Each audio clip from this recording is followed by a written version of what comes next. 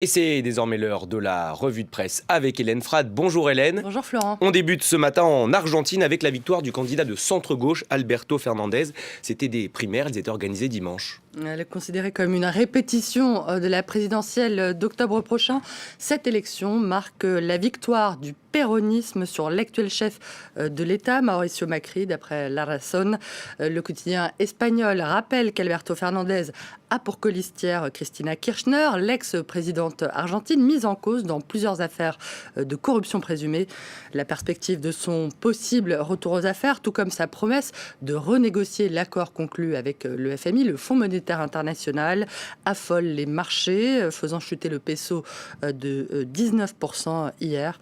La peur d'un retour des populistes provoque une énorme baisse de la monnaie argentine, résume The Financial Times, le quotidien britannique annonçant déjà la probable défaite dans 2 mois du candidat des marchés, je cite Mauricio Macri. Macri en ballottage des marchés, confirme Clarín. Le journal argentin explique ses déboires par le fait que le vote sanction l'a finalement emporté sur la peur d'un retour des populistes au pouvoir. Une analyse d'ailleurs semblable à celle de La Nación, un autre quotidien argentin, qui accuse Mauricio Macri d'avoir misé en vain sur une stratégie de la peur du kirchnerisme. Il ne sert à rien de culpabiliser les citoyens sur leur vote, conclut le journal, qui regrette par ailleurs que le chef de l'État n'ait pas suffisamment fait son autocritique. Voilà donc pour l'Argentine. À la une également, Hélène, la volonté affichée par les Émirats arabes unis et l'Arabie saoudite de résoudre leurs différends. On est bien sûr au Yémen. Alors que Riyad soutient, on le sait, le gouvernement sunnite en exil, reconnu par la communauté internationale, Abu Dhabi appuie les milices séparatistes du sud du pays. Des divisions qui affaiblissent la coalition dirigée par les Saoudiens et qui ont donné lieu, vous l'avez dit, à de violents combats ces dernières semaines à Aden. Les Émirats et le Royaume saoudien tentent à présent de minimiser ces rivalités, comme en témoigne le quotidien émirati The National, qui assure que les 2 camps ont fait des discussions entre Yéménites, leur priorité. Même son de cloche, donc on le voit à la une du quotidien saoudien Arab News, qui appelle les uns et les autres à résoudre leurs différends par le dialogue, je cite. En attendant, les civils, le reste, pris au piège de la guerre qui oppose la coalition aux rebelles houthis soutenus par l'Iran. C'est ce que rappelle ce matin le quotidien français Ouest France, qui s'alarme d'une nouvelle dégradation de la situation humanitaire au Yémen après 5 ans de guerre.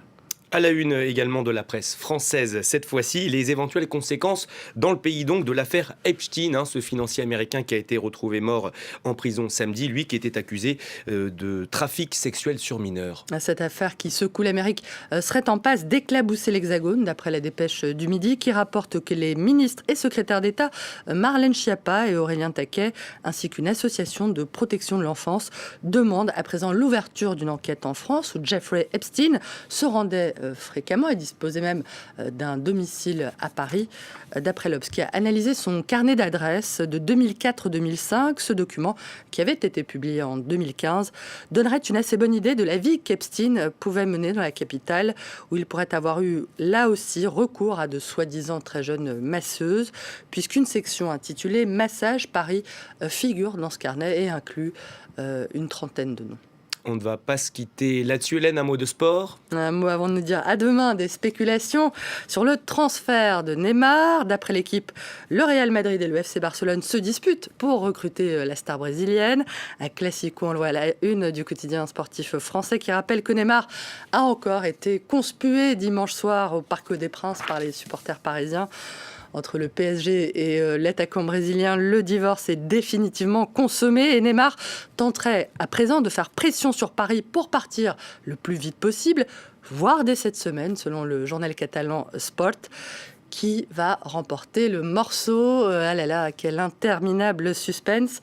D'après Marca, Lionel Messi ferait des pieds et des mains pour faire venir son ami Neymar à Barcelone, mais la mise serait un peu trop élevée. On rappelle que les Espagnols devront débourser près de 51 millions d'euros par an pour verser à Neymar l'équivalent du salaire qu'il perçoit actuellement au PSG. Il vous semble mieux prendre le temps de bien réfléchir à la question. Et on va suivre ça de près, bien sûr, cette semaine. Merci beaucoup, Hélène, pour votre revue de presse.